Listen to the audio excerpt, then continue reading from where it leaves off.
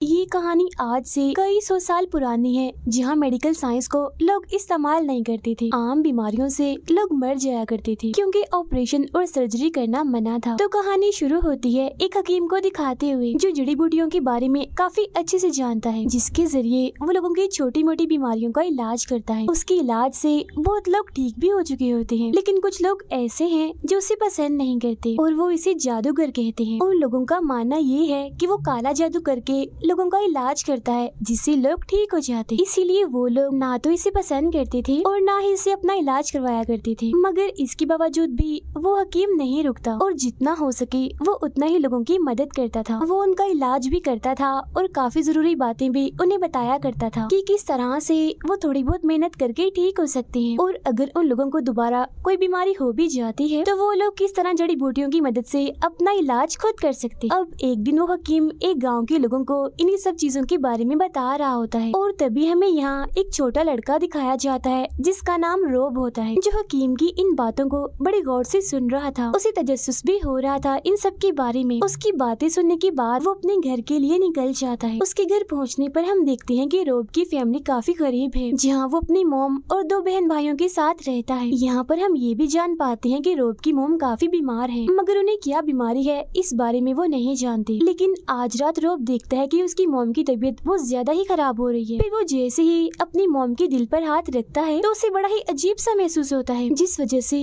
वो परेशान हो गया था और डर भी जाता है। अब इन हालात में उसे कुछ भी समझ नहीं आती कि वो क्या करे। तो तब अचानक से उसे उस हकीम का ख्याल आता है। वो फौरन भागकर उसके पास जाता है। वो उसे अपनी मोम की खराब हालत के बारे में बताता है, जिस वजह से वो हकीम फौरन ही उसके साथ चल पड़ता है। जब वो दोनों घर वापस आते हैं तो गाँव के बहुत सारे लोग पहले से ही उनके घर पर जमा थे, जो उस हकीम को इलाज करने नहीं देते, जिस वजह से रोब की मोम की तकलीफ काफी बढ़ जाती है और मौके पर ही उनकी मौत हो जाती है। अब यहाँ हमें उसकी मोम की बीमारी का पता चलता है। उन्हें अपेंडिक्स हुआ था, जिसके बारे में उस जमाने में लोग नहीं जानते थे। फिर अगले दिन रोब की बहन भाइयों को गांव वाले अपने साथ ले जाते हैं अपने नौकर बनाकर, जिसे अब यहाँ पर रोब बिल्कुल अकेला रह गया था। उसे अपनी मोम के गुजर जाने का भी काफी दुख था, इसीलिए वो हकीम के साथ जाने का फैसला करता है। तब हकीम भी मान जाता है क्योंकि उसे भी इस चीज से कोई एतराज नहीं था। जिसके बाद वो दोनों अपने सफर पर निकल जाते हैं। यहाँ पर हमें पता चलता है कि हकीम का कोई एक ठिकाना, कोई एक घर नहीं है। वो कभी एक गांव जाता है तो कभी दूसरे गांव। तो अब इस तरह से वो लोग इधर से उधर जाकर लोगों का इलाज करने लगते हैं। अब ऐसे करते करते काफी साल गुजर जाते हैं, जहाँ रोब अब बड़ा हो गया था और वो आज भी अपेंडिक्स का इलाज ही ढूंढ रहा होता है। यानी जिस वजह से उसकी मोम की मौत हुई थी, वो चाहता था कि जो उसकी मोम के साथ हुआ वो किसी और के साथ ना हो, और वो कैसे भी करके इस बीमारी का इलाज ढूंढ ले। लेकिन यहाँ पर वो हकीम भी अभी तक इस बीमारी का इलाज नहीं ढूंढ पाया। वो जड़ी बूटियों से लोगों का बस बाहरी इलाज ही करता था। जिस्म के अंदर क्या है, वो कैसे काम करता है, इस बारे में वो नहीं जानता था। ऐसे एक दिन एक आदमी का इलाज करते हुए जैसे रोब उसके दिल पर हाथ लगाता है तो उसे दोबारा से अजीब सा महसूस होने लगता है। उसे बिल्कुल वैसा ही महसूस हो रहा था जैसा उसे तब महसूस हुआ था जब उसकी मोम की मौत हुई थी, जिस वजह से वो एक बार फिर डर जाता है और बाद में हकीम से कहता है कि मैं जानता हूँ ये आदमी आज रात मर जाएगा। तब होता भी बिल्कुल ऐसा ही है, रात को ही वो आदमी मर जाता है। तो इससे हम ये बात समझ पाते हैं कि रोब के पास ये खूबी है कि वो आने वाली मौत को देख सकता है। पहली बार उसने अपनी मोम के लिए भी बिल्कुल ऐसा ही महसूस किया था, तभी तो वो घबरा गया था। हकीम भी रोब की इस खूबी की वजह से काफी हैरान था। पर अब गांव के लोग इस आदमी की मौत का जिम्मेदार रोब और हकीम को समझते हैं और इन पर इल्जाम लगाते हैं कि इन्हीं के इलाज की वजह से उस आदमी की मौत हुई। इसीलिए वो इन दोनों को मार मार कर अपने गांव से निकाल देते हैं। इसी बीच हकीम को मोतिया हो जाता है, यानी आंखों की एक बीमारी जिसे अब उसे दिखाई नहीं दे रहा था, और उस जमाने में इसका भी कोई इलाज नहीं था। मगर रात को कुछ लोगों से इन्हें पता चलता है कि एक डॉक्टर जो ज्यूस है उसके पास इस बीमारी का 100% इलाज है। तो अब ये लोग उस डॉक्टर के पास जाने के लिए निकल जाते हैं, जहाँ वो डॉक्टर हकीम की आंखों का ऑपरेशन करते हैं, जिससे अब हकीम को दोबारा से दिखने लगता है। मतलब कि उसका ऑपरेशन कामयाब हो गया था। तब इस चमत्कार से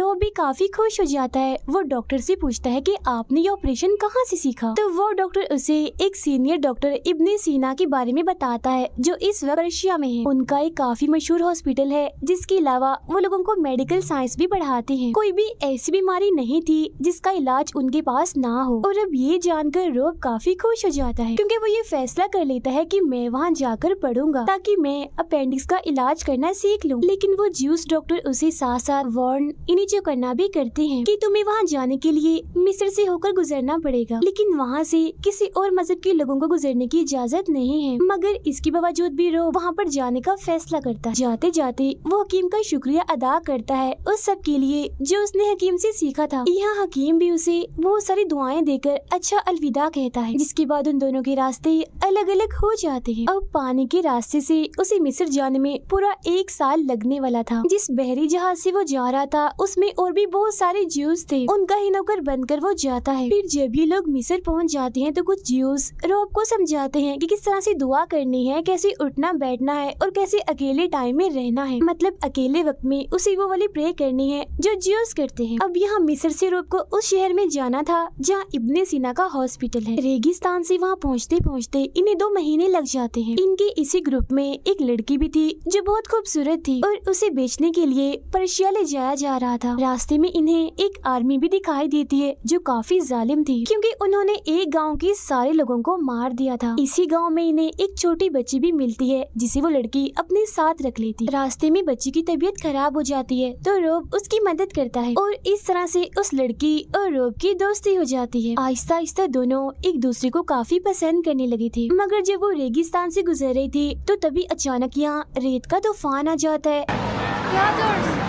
जिससे वो दोनों अलग अलग हो जाते हैं। फिर जैसे ही तूफान रुकता है तो वहाँ सिर्फ अकेला रोब था क्योंकि बाकी सब लोग मारे गए थे। तो अब वो अकेला ही उस शहर में पहुँच जाता है जहाँ इब्ने सीना का हॉस्पिटल है। ये शहर दरअसल मुसलमानों के एक राजा का था। अब रोब इस गंदी हालत में जैसे तैसे करके उस हॉस्पिटल में चला जाता है, मगर उसकी हालत देखकर वहाँ के लोग उसे मारते हैं और उसे वहाँ से भगा दिया जाता है। फिर जब एक आदमी उसे बेहोशी की हालत में देखता है तो वो रोब को इस हॉस्पिटल में दाखिल कर लेता है। अब जैसे रोब को होश आती है तो उसे अपनी चोटों में जरा भी दर्द नहीं हो रही थी, इसीलिए वो अपने पास में खड़े हुए आदमी से पूछता है कि आपने मुझे कौन सी दवाई दी है, क्योंकि मैं काफी जख्मी था मगर अब मुझे मेरी चोटों का एहसास नहीं हो रहा कि मुझे कुछ हुआ भी था। तब यहाँ बातों ही बातों में रोब उस आदमी को बताता है कि मुझे भी मेडिकल साइंस पढ़नी है, लोगों का इलाज करना सीखना है ताकि मैं फिजिशियन बन सकूं या कोई हकीम या फिर छोटा मोटा डॉक्टर ही सही। फिर अगले दिन रोब को सीधा क्लास में ले जाया जाता है जहाँ पहुँचकर उसे ये बात पता चलती है कि जिस आदमी से वो कल बातें कर रहा था वो और कोई नहीं बल्कि इब्ने सीना ही है, जहाँ वो अपनी क्लास में फिजिक्स, फिलोसफी और इस तरह की और भी बहुत सारी चीजें पढ़ाते हैं। यहाँ रोब को काफी कुछ सीखने को मिलता है। उसे पुराने मशहूर साइंटिस्ट के बारे में भी पता चलता है। यहाँ उसकी 2 लड़कों के साथ दोस्ती भी हो जाती है। बहुत जल्द रोब को ये बात पता चलती है कि जो लड़की उसकी दोस्त बनी थी वो मरी नहीं है बल्कि अभी जिंदा है, मगर बहुत जल्द उसकी शादी एक काफी बड़े आदमी से होने वाली है और वो आदमी उस लड़के की फैमिली से होता है जो रोब का दोस्त था। तो अब ये जानकर रोब को काफी दुख होता है। बहुत जल्द उसके दोस्त को भी ये बात पता चल जाती है कि वो लड़की और रोब दोनों एक दूसरे को पसंद करते हैं। अब दुखी होते हुए रोब एक लड़की के पास जाता है, लेकिन वो लड़की ठीक नहीं थी बल्कि वो बीमार थी। तो वो उसे हॉस्पिटल लेकर आता है ताकि वो उसका इलाज करके उसकी जान बचा ले। इसी बीच इब्ने सीना को भी रोब की इस खूबी के बारे में पता चल जाता है कि वो आने वाली मौत को देख सकता है, मतलब कि कब किसकी मौत होने वाली है। यहाँ वो इब्ने सीना को अपनी मॉम के अपेंडिक्स के बारे में बताता है। वो कहता है कि इसी वजह से मैं गरीब लोगों का इलाज करना चाहता हूँ, लेकिन मुसीबत की बात तो ये होती है कि इस इतने बड़े हॉस्पिटल में भी इंसानों पर कोई भी तजुर्बा करने की इजाजत नहीं थी, जिस वजह से रोब काफी दुखी भी था और मायूस भी। वो सोचता है कि मैं दुनिया के दूसरे कोने में आ गया हूँ, मगर यहाँ भी मैं वो सब नहीं कर पा रहा जो मैं करना चाहता हूँ, जिससे जाहिर है मैं ये भी नहीं जान पा रहा कि मैं उस बीमारी का इलाज कैसे करूँ जिससे मेरी माँ गुजर गई। तो इसीलिए वो यहाँ इब्ने सीना से सवाल करता है कि आखिर हम इंसानों के जिस्म के अंदर पर क्यों नहीं देख सकते। जिसमें वो जवाब देते हैं कि आजकल के दौर में और हर मजहब में इंसानों को काटना यानी चीरफाड़ करना काफी बुरा समझा जाता है। मतलब कोई भी इधर ऑपरेशन नहीं कर सकता और हो सकता है कि शायद आज से तकरीबन 100 या 1000 सालों के बाद ये सारी चीजें यानी सर्जरी और ऑपरेशन आम हो जाएं। मगर इस दौर में ऐसा मुमकिन नहीं है। अब यहाँ टोटल 3 तरह के ग्रुप्स थे।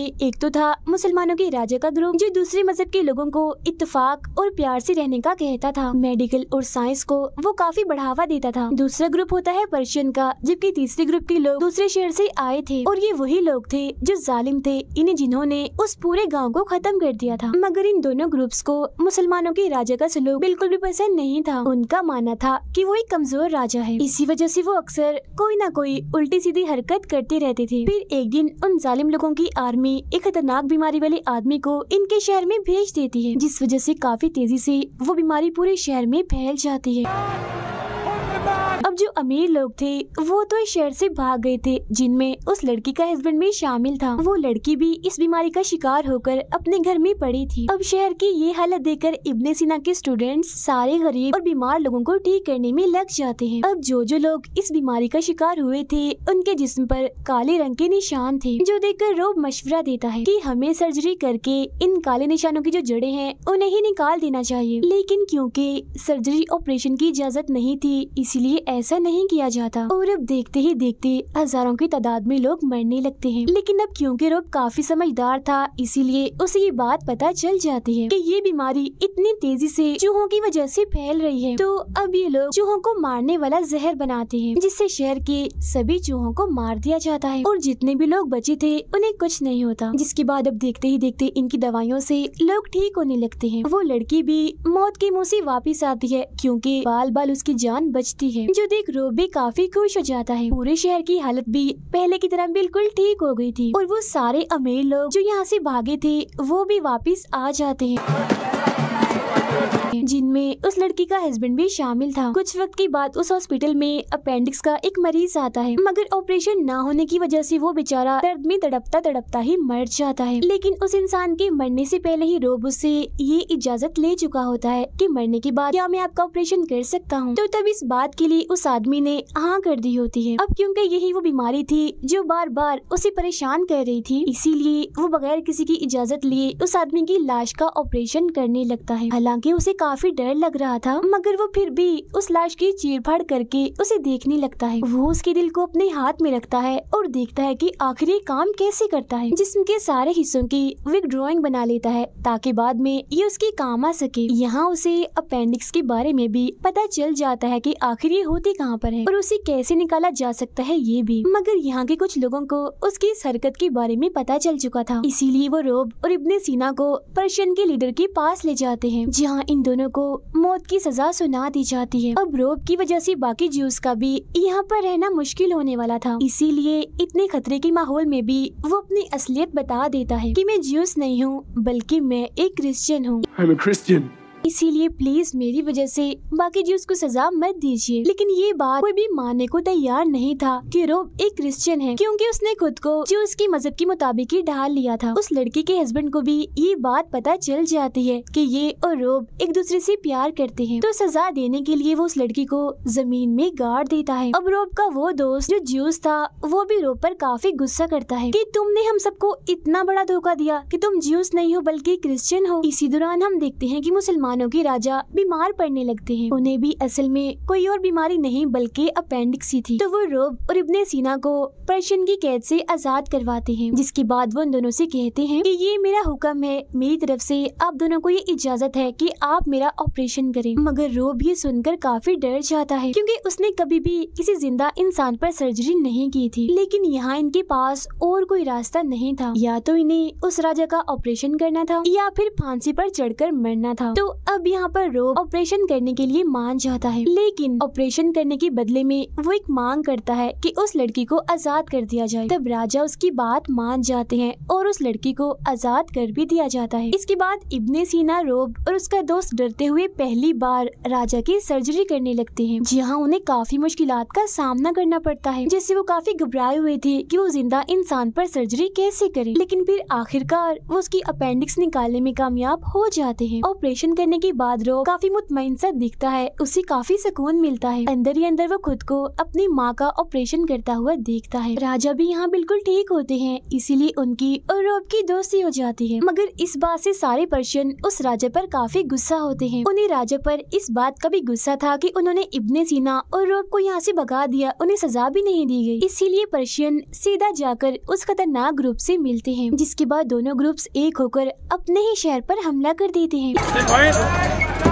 इसके अलावा तीसरी ग्रुप के बाकी लोग शहर के बाहर भी हमला कर देते हैं, जिससे पूरे शहर में हलचल मच जाती है। और तो उन लोगों ने हर जगह पर आग भी लगा दी थी। मगर यहाँ जितने भी लोग जिंदा बचे थे वो एक रास्ते से निकलकर अपनी जान बचा रहे थे। यहाँ उन ग्रुप्स ने एक लौते हॉस्पिटल और लाइब्रेरी को भी जला दिया था, जहाँ हम बाद में इब्ने सीना को अपनी लाइब्रेरी में देखते हैं। तब रोब आखिरी बार उनसे मिलने के लिए आता है, ये उनकी आखिरी मुलाकात थी। यहाँ इब्ने सीना रोब को अपनी एक काफी जरूरी मेडिकल डायरी देते हैं। साथ ही वो रोब को एक नाम भी दे देते हैं कि तुम एक फिजिशियन हो, यानी हकीम हो, एक डॉक्टर हो। यहाँ इब्ने सीना भी काफी बीमार थे, जिस वजह से रोब को काफी परेशानी होती है। वो अपना दुखी मन लेकर ना चाहते हुए भी उस लड़की के साथ यहाँ से चला जाता है। उसे लेकर वो वापिस अपने शहर आ जाता है। यहाँ वो शादी करके अपना एक हॉस्पिटल भी खोल लेते हैं। रोब अपने बिछड़े हुए बहन भाइयों को भी यहाँ ढूंढने की कोशिश करता है। कुछ सालों के बाद यहाँ वो शुरुआत वाला हकीम वापिस आता है, लेकिन कोई भी मरीज इलाज करवाने के लिए अब उसके पास नहीं जाता। यहाँ एक बच्चा उसे